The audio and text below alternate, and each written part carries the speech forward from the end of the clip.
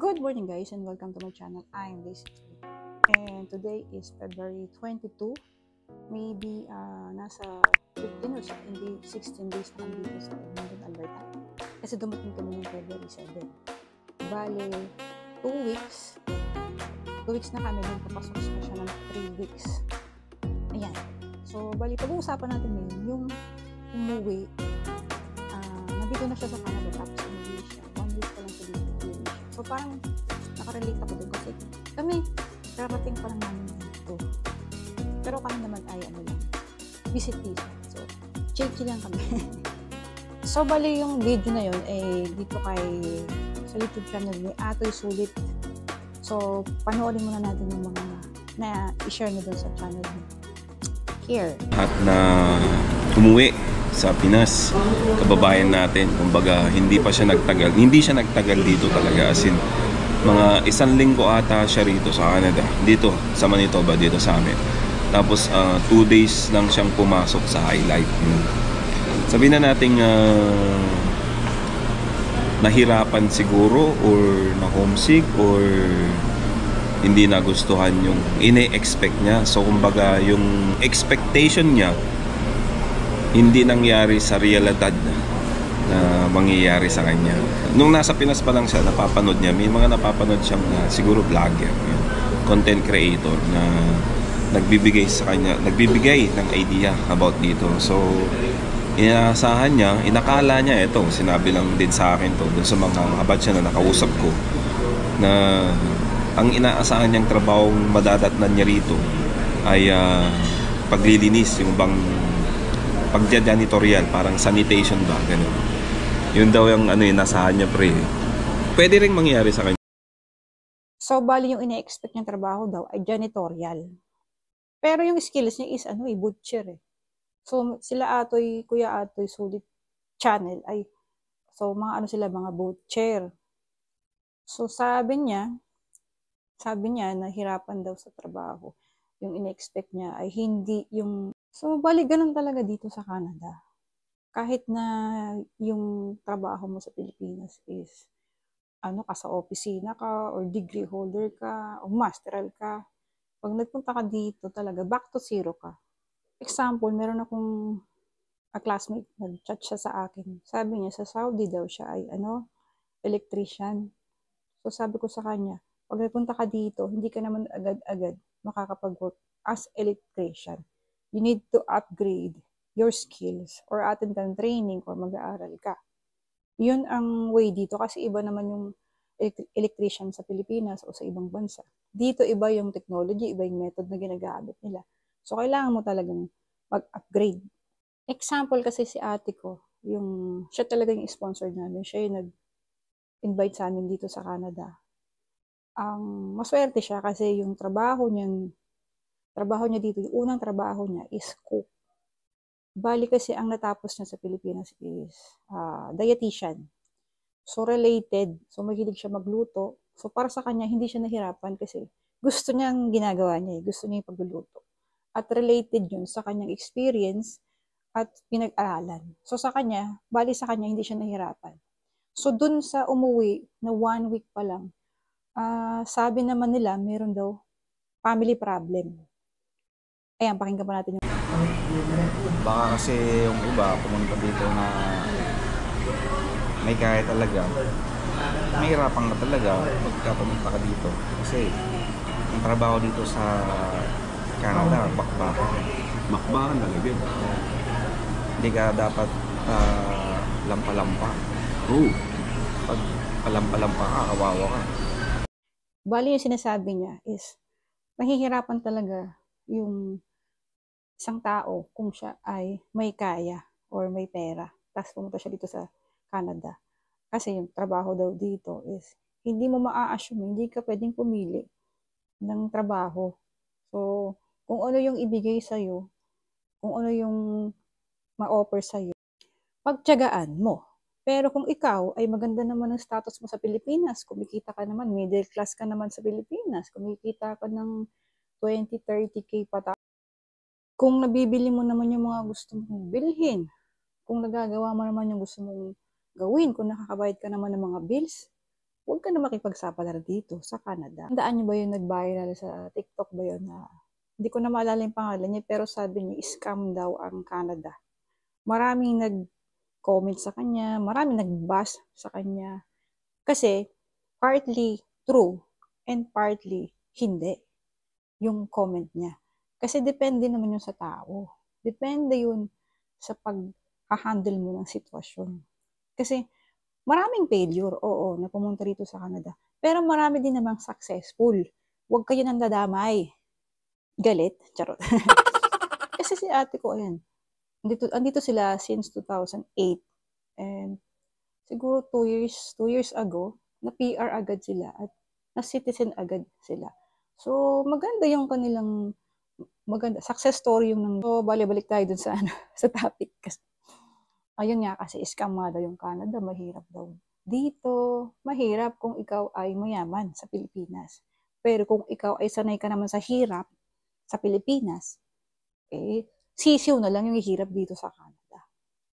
Maraming naka-relate sa kanya kasi maraming gustong pumunta rito. Maraming nahihirapan pumunta rito. Tapos siya, 1 week, 2 days sa work, umuwi agad. Pero syempre, hindi naman natin siya binabash or hindi natin masasabi yung sitwasyon niya. Kasi sabi nga ni, yung kaibigan ni Sir Atoy, iba-iba tayo ng pag-handle ng situation. Diba? Alam mo yung, siguro yung depression, yung homesick dito, culture shock. Ako actually, 2 days ko dito, iyak ako ng iyak eh. Kasi namimiss ko yung mga anak ko. Namimiss ko yung Pilipinas. Pero eventually, andito na ako.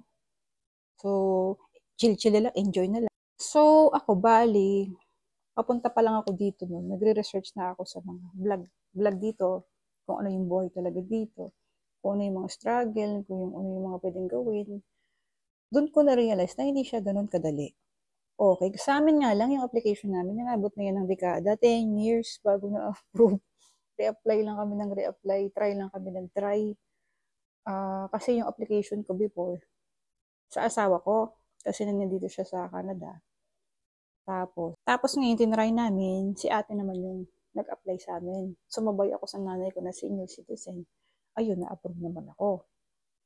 So, mahirap. Yung ibang napapanood kong vlog, nahihirapan sila kasi nga, wala silang kamag-anak dito, kakilala dito.